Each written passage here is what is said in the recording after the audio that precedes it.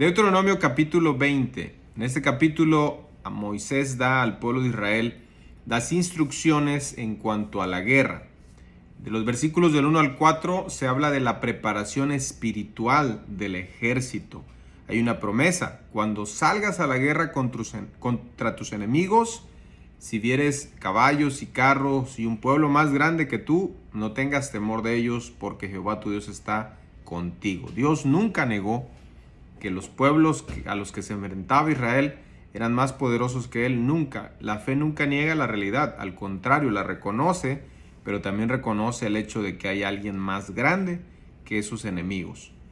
Algo interesante que una de las órdenes que da aquí Moisés es que el sacerdote tenía que bendecir al ejército antes de salir a la guerra.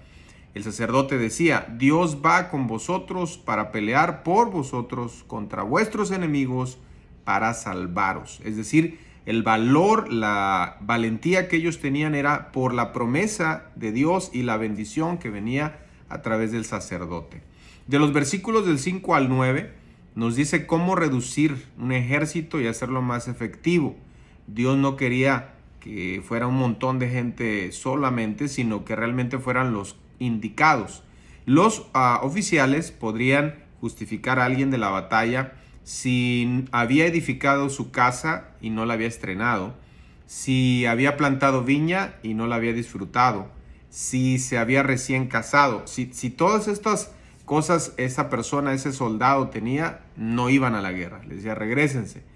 Y el número 4, es a los miedosos, a los que tenían temor y miedo de ir a la guerra. Les decían: regrésense, porque ustedes van a desanimar a los demás y no queremos gente miedosa o cobarde. Así que para Dios el tamaño del ejército no era tan importante como el corazón del ejército. Eso era más importante para Dios que el tamaño. Dios no quería personas que pudieran distraerse de la batalla, o preocupadas o atemorizadas. Dios quería gente que confiara en Él, porque aunque fueran pocos, Dios podía hacer grandes cosas. En la segunda parte de este capítulo nos da instrucciones para las batallas, específicamente para las ciudades lejanas. De los versículos del 10 al 15 se nos dice cómo deben tratar a los pueblos cuando son ciudades alejadas, no en la tierra de Canaán, sino fuera de las fronteras. Y les da los pasos. Les dice: ofrecerás paz, va a haber una oferta de paz, y si ese pueblo lo acepta, entonces ellos te pagarán tributo. Será una ciudad conquistada y ellos pagarán tributo o impuesto a Israel. Pero si no hiciere paz contigo y emprendiere guerra, entonces la vas a sitiar y luego Dios la va a entregar en tus manos. De los versículos 16 al 18 se nos da la orden ya de destruir por completo a los cananeos. Es decir, los versos anteriores, las leyes anteriores eran para pueblos, repito, fuera de Canaán, fuera de la tierra prometida.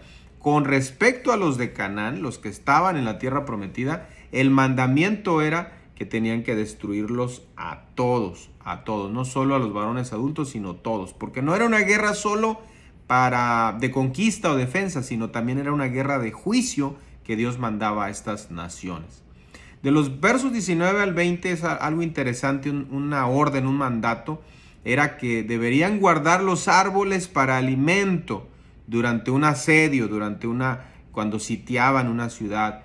No podían o no debían, era una orden, un mandato, destruir los árboles que daban fruto, porque pensando a futuro, ya que esa ciudad iba a ser de ellos, iban a necesitar esos árboles para comer de ellos. Así que muy interesante este mandato. Dios con ese mandato les estaba diciendo: crean que esa ciudad será suya, piensen ya desde que la van a atacar, no destruir los árboles que den fruto, porque comerán de ellos en un futuro.